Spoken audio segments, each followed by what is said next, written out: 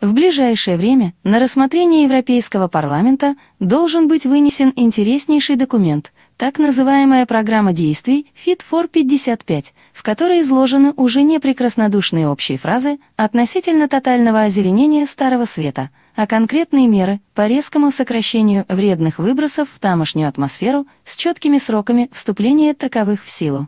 Особое внимание в упомянутом выше документе привлекает блок вопросов, связанных с транспортной отраслью. Планы еврочиновников поражают своими масштабами и амбициозностью.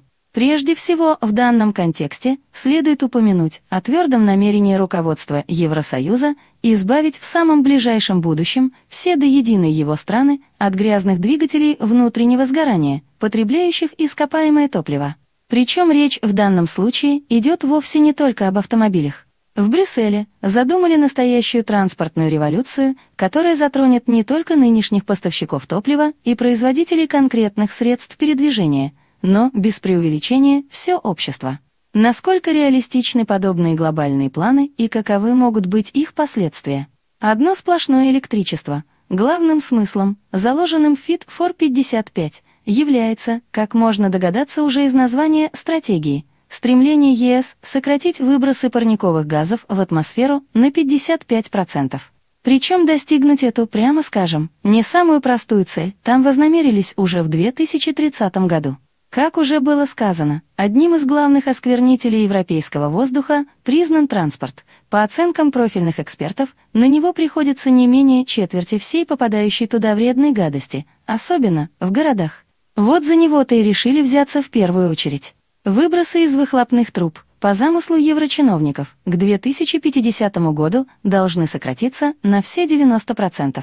Каким же образом возможно достигнуть такого ошеломительного результата?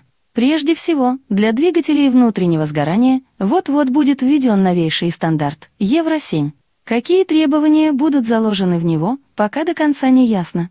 Однако уже доподлинно известно о том, что создание автомобилей с такими двигателями приблизит их по себестоимости к истребителям F-35.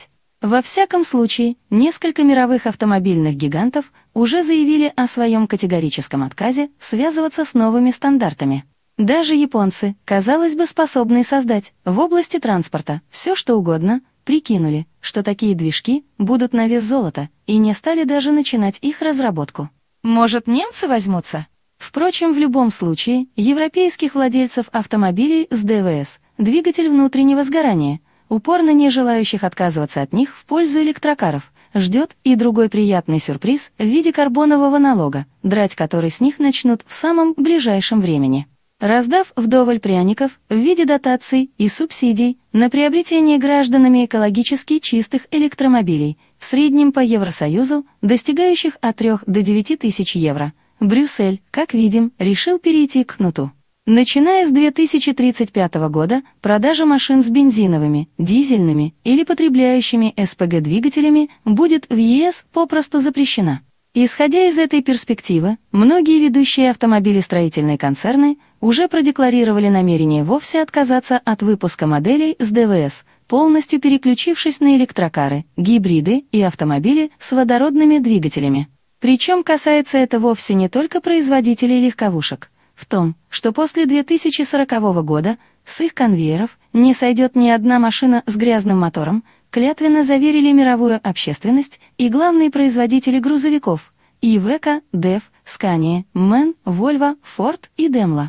При этом представители названных концернов не скрывают, что перестройка производства большегрузов на альтернативные виды топлива потребует вложения на сумму в как минимум 100 миллиардов долларов. Мало того, в том же Daimler заявили, что поскольку, к примеру, водородные и электрические моторы намного примитивнее по конструкции и проще в производстве, чем сердца нынешних автомобилей, для их сборки рабочих потребуется чуть ли не в половину меньше, чем трудится в соответствующих цехах сейчас.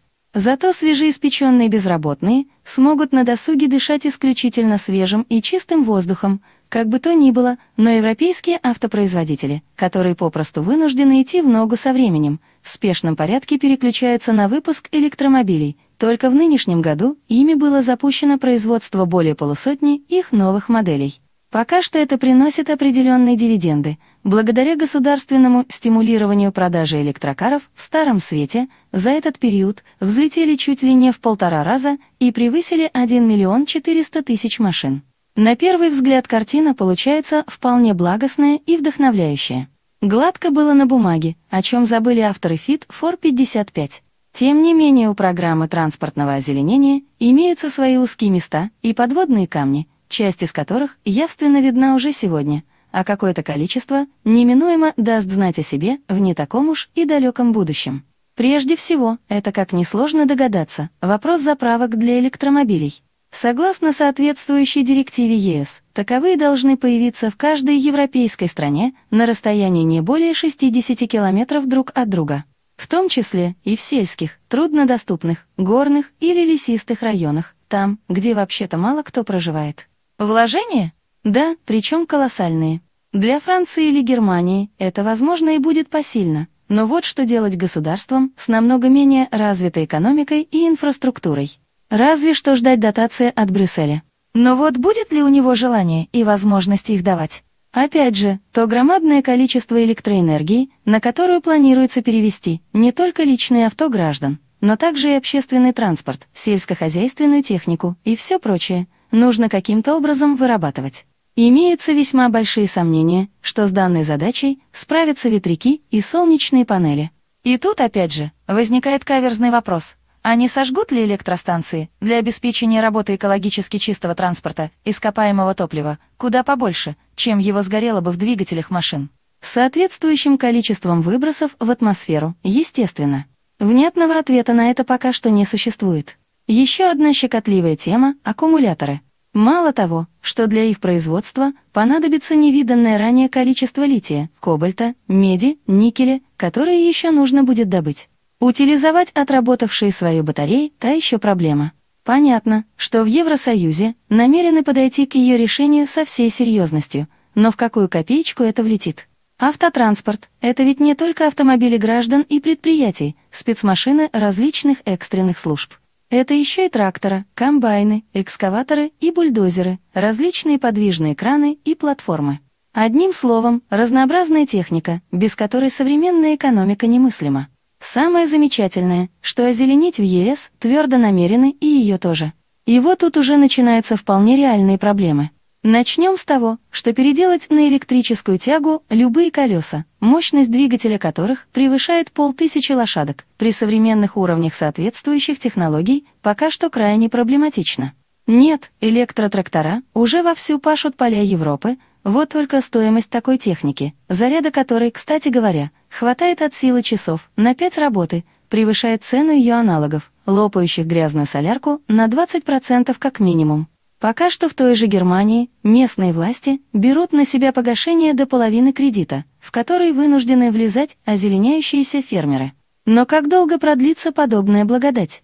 Европейские аграрии и так далеко не в восторге от своего положения, о чем свидетельствуют их демонстрации и прочие протестные выступления, все чаще сотрясающие различные страны ЕС, так теперь еще и это. Следует понимать, что использование ощутимо более дорогостоящей экологически чистой техники неминуемо приведет к подорожанию буквально всего, от объектов строительства до продуктов питания.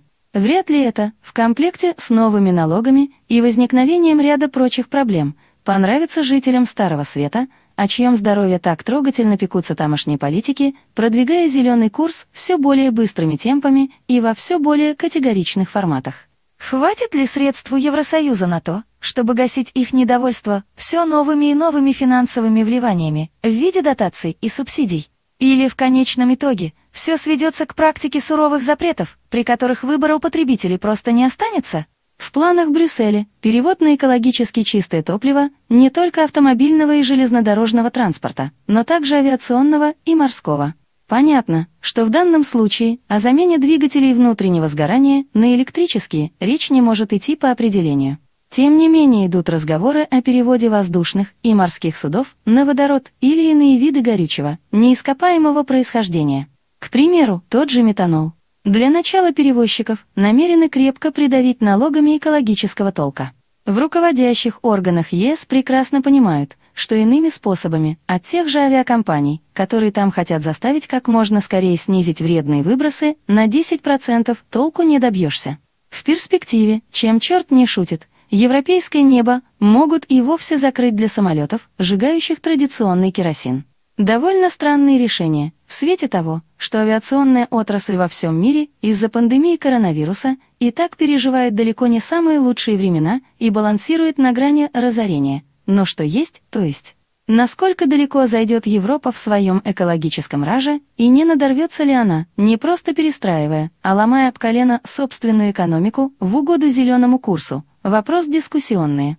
В любом случае, нашей стране следует готовиться как к снижению объемов поставок углеводородов в Старый Свет, так и к введению его правительствами специальных налогов и пошлин для борьбы с экспортом из тех государств, которые будут продолжать использовать грязные технологии. То, что Россия непременно окажется во всех соответствующих списках, сомнений не вызывает никаких.